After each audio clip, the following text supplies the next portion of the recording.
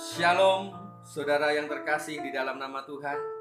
Mari kita akan kembali bersama-sama belajar sebagian firman Tuhan. Saya akan memberikan tema hari ini, kehadiran Yesus dalam hidup menggoncangkan kehidupan. Kalau kita pernah membaca, pernah mendengar kisah di dalam Injil, di mana ketika Yesus hadir di muka bumi ini, mulai dari pertama dia lahir, ada pribadi yang tergoncang hidupnya, yaitu Raja Herodes. Dia ketakutan karena seorang raja Yahudi akan lahir dan akan memerintah. Maka semua bayi-bayi umur 2 tahun pada waktu itu dibunuh laki-laki.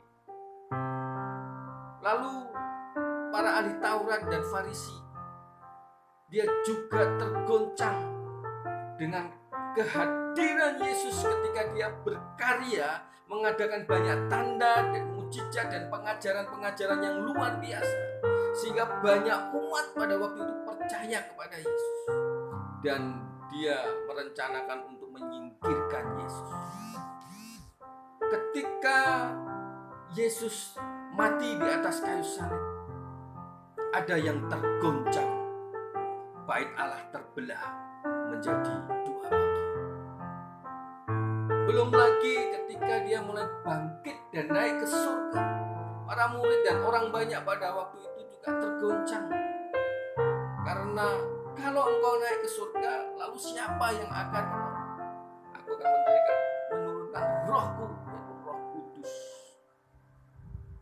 Nah, ada satu kisah di dalam Injil Matius pasal yang ke-8 ayat yang ke-28 sampai 34. Di situ mengisahkan tentang 2 orang yang kerasukan setan dan sangat berbahaya di daerah Gadara, pekuburan.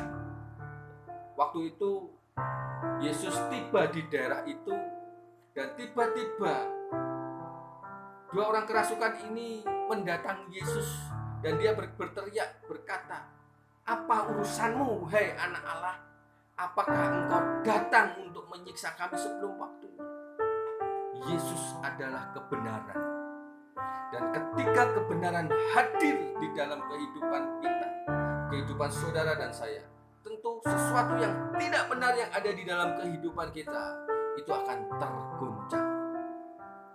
Nah, bicara tentang orang kerasukan setan ini, tentu kegelapan-kegelapan hidup yang ada di dalam diri kita, mungkin kedagingan kita, ikatan dosa kita, atau ada kuasa kegelapan yang menguasai hidup kita, itu tergoncang ketika kebenaran, ketika Yesus hadir dan masuk di dalam kehidupan kita. Maka itu tidak akan nyaman. Membuat sesuatu yang tidak benar itu tidak nyaman, karena kebenaran itu akan terus masuk dan menguasai. Sudahkah Yesus hadir dan menguasai hidupmu dan hidupku, sehingga sesuatu yang tidak benar itu tidak betah tinggal di dalam kehidupan. Yang ada hanya kebenaran Tuhan, yang ada hanya pribadi Yesus. Sehingga ketika Yesus itu hadir di dalam hidup kita, maka sesuatu yang tidak benar